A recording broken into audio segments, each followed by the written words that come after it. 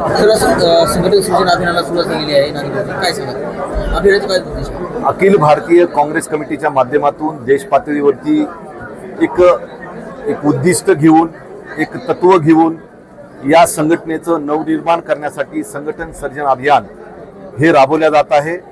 आज नांदेड जिल्ह्यामध्ये अखिल भारतीय काँग्रेस कमिटीचे निरीक्षक म्हणून हरकला वेणुगोपाल राव यांच्या नेतृत्वामध्ये आणि त्यासोबत महाराष्ट्र प्रदेश काँग्रेस कमिटीचे आमचे तिन्ही निरीक्षक यांच्या उपस्थितीमध्ये या अभियानाला सुरुवात केलेली आहे. यानंतर या जिल्ह्यातलं असणारं संघटन जे गाव पातळीवर असेल, मोहल्ले पातळीवरती असेल आणि या सगळ्या पातळीवरती संघटन कसं मजबूत केलं जाईल आणि त्यातून चांगल्या कार्यकर्त्यांना संघटनेमध्ये एक जबाबदारी देण्याच्या उद्देशानं हे अभियान राबवले जात आहे. आणि इथून पुढच्या काळामध्ये या जिल्ह्यामध्ये ही सर्व निरीक्षक ही येते 10 दिवस प्रत्येक विधानसभा मतदारसंघावाईज बैठका घेतील.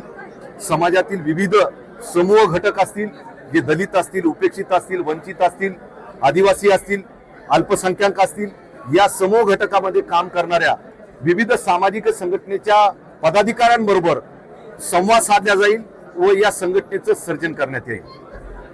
किती कार्यकर्ते सहभागी होणार आहे? यामध्ये या जिल्ह्यातला असणारा प्रत्येक काँग्रेसी विचाराचा कार्यकर्ता जो या देशाच्या संविधानावरती विश्वास ठेवतोय, या देशाच्या संविधानाने मिळालेले अधिकार त्यांचे अबाधित राहावं म्हणून काम करतोय, ज्यांना काँग्रेस ही खरी या देशातली असणारी विचाराची संघटना आहे हे त्यांना माहिती आहे, असा प्रत्येक कार्यकर्ता हा नवीन या संघटन सर्जन अभियानाच्या माध्यमातून जिल्हा अध्यक्षपदासाठी, तालुका अध्यक्षपदासाठी, आपल्या असणाऱ्या विविध पदावरती काम करण्याच्या जबाबदारीसाठी तो ऍप्लिकेशन करू शकतो. अशा पद्धतीचं एवढं ऐतिहासिक काम या संघटनेचं काम अखिल भारतीय स्तरावरून त्याला नियंत्रण ठेवून करण्यात येत आहे आणि नांदेडमध्ये त्याला प्रचंड प्रमाणामध्ये उत्स्फूर्तपणे असा प्रतिसाद मिळतो आहे.